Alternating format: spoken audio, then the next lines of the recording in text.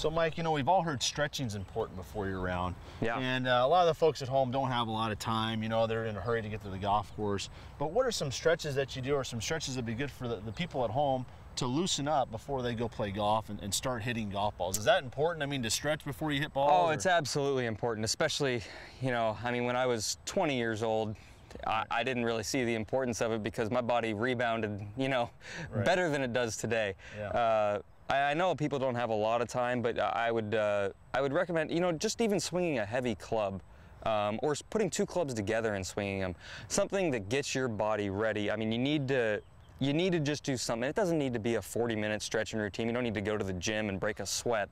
Right. You just need to get your body loose and limber and agile and ready to move. So I'll put two clubs together, and I'll swing them. I'll swing them right and left-handed. Okay.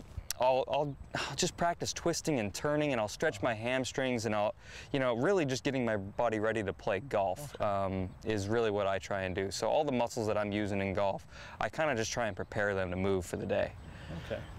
And what would you say as far as, you know, so you have your stretching routine, then you go play golf. Do you like to do that at home before you play, or you do that when you get to the golf course? You know, I don't like to stretch and then sit in a car and drive and then get out, because I end up, you know, right in the same place I started. Right. So I definitely do it at the golf course, and I don't do it, you know, if it's 15 minutes, that's probably plenty. Anything more than that, and you know, I start to get bored, truthfully, and I'm ready to go. So, you know, about 10, 15 minutes is tops, but, you know, 5 at minimum, just to get the muscles ready to go. Really seems to help. Okay. And I was going to talk to him about probably this part, walking, and just talk to him a little bit about like food, water during the round, snacks. Good. Before we leave, I want you to ask that question again about do you stretch the course or at home? Okay. Yeah. And just ask the question. Ready and go. So, Mike, do you stretch at the golf course or at home? Yeah, that's a good question. Yeah, I know. I just wanted to. Okay, and ready and walking and talking, and this is the next segment. Ready and go ahead and walk.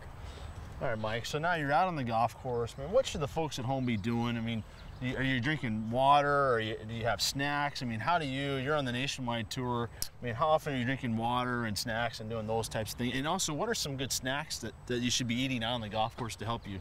Yeah, it's different, I think, for everybody, although I think there's a lot of continuity there. You know, for me, I drink a lot of water on the golf course, and I just grab my bottle of water on every hole as I'm walking down the fairway, and I take some drinks out of it, just to keep me going, because, you know, by the time you feel your body thirsty, that you're already starting to get dehydrated. So, you know, you got to kind of preempt that. Food-wise, I try to keep my blood sugar pretty level, and I do that by not eating, you know, I won't have like a candy bar. I will have some sort of a protein bar that's got like equal amounts of protein, fat, and carbohydrates. You can buy them at any store. If you just look at the labels, and label looking is actually a really important part of it. Not so much sugar. Yeah, just sugar. Like if I drank a whole sports drink in one hole, I would have some problems. Actually, it takes me an entire round to drink probably 3/4 of a sports drink. So I take one sip of that for every half a bottle of water, just to kind of, you know, you need a little bit of sugar because you're out there. What are some snacks, and what are some good grab-and-go snacks for the folks can take and throw in their golf bag and have it? You know, beef jerky is really good. String cheese actually works really well. I like to freeze my my sports drinks because by the time you get on about the 3rd or 4th hole, they start to melt. You get a little slushy out of it. I like Zone bars, Laura bars, pretty much any of those what about better. Fruit or nuts or anything like that? Nuts are better for me. Fruit, I don't eat fruit because it's straight sugar. And although fruit's good for you, like I can't do it on the golf course because I started playing bad after I had fruit, and I was like, well, that's enough of that, you know. Yeah, that's all it takes, right? Great. Yeah.